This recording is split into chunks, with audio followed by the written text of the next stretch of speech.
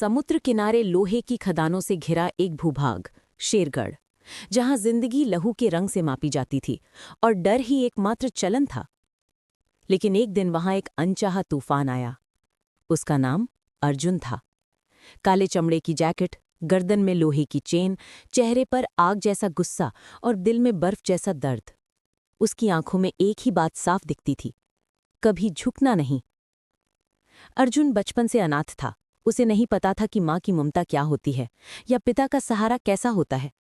उसे दुनिया ने दो चीजें ही दी थीं, भूख और अपमान। जो उसे तोड़ने आई थी, उसी ने उसे सहने नहीं, बदलने की कसम दिलाई। पहला अध्याय, खदानों का दोज़ख। अर्जुन 10 साल का था जब उसे लोहे की खदानों में धकेल दिया गया। वहां मजदूर इंसान नहीं, जानवरों की तरह इस्तेमाल होते थे। उन्हें धूप, धूल और दर्द के बीच इतना पीटा जाता कि आंसू भी थक जाते। एक दिन अर्जुन ने अपने पास के बूढ़े मजदूर से पूछा, क्यों सहते हो ये सब? वो मुस्कुराया, क्योंकि बेटा, यहां मरना आसान है, जीना मुश्किल। ये बात अर्जुन के सीने पर हथौड़े की तरह पड़ी। उसने मन में फैसला लिया, वो इस जगह का अंत करके रहेगा। दूसरा अध्याय, पहली बगावत। 17 की उम्र में अर्जुन अब पत्थर नहीं, खुद एक हथियार बन चुका था। एक शाम ठेकेदार ने एक मजदूर की बेटी पर जुल्म की कोशिश की। कोई आगे नहीं आया, पर अर्जुन रुका नहीं। अकेला, निहत्था, पर शेर की तरह भिड़ गया। उस रात खदानों के इतिहास में पहली बार डर मजदूरों में नहीं, ठेकेदारों में था।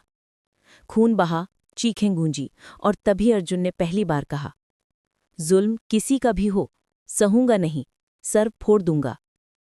इस घटना के बाद मजदूरों के दिल में एक नाम गूंजने लगा, अर्जुन।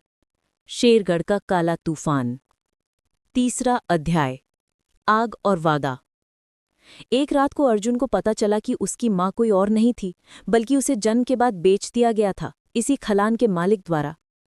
उसकी नसों में उबलता लावा फटने वाला था। उसने आसमान की ओर देखा और फुसफुसाया, अगर भगवान ने मुझे माँ नहीं दी, तो मैं खुद अपनी किस्मत लिखूंगा।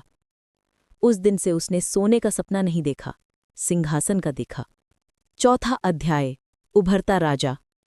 अर्जुन अब सिर्फ एक मजदूर नहीं, एक जनता की आवाज, एक भयानक खतरा और एक नेता बन चुका था। उसने खदानों के मजदूरों को सेना बनाना शुरू किया। उन्हें लड़ना, हथियार बनाना, रणनीति और हौसला सिखाया। लोग पूछते, तू राजा क्यों बनना चाहता है? अर्जुन जवाब देता, राजा बनना जरूरी नहीं, ताज पर बैठकर उसका मालिक कौन है ये तय करना जरूरी है। पांचवां अध्याय, अंतिम युद्ध। शेरगढ़ के असली मालिक विक्रम सिंह, जो पाली को अपने जूतों की धूल समझता था, उसने अर्जुन का सफाया करने की कसम खाई। हजारों हथियारबंद गुंडे रात के अंधेरे में खदानों को घेरते हैं। अर्जुन अपने समूह के साथ सामने खड़ा था। उसके लोगों की आंखों में डर था। अर्जुन ने तलवार की मोट उठाते हुए चीखे,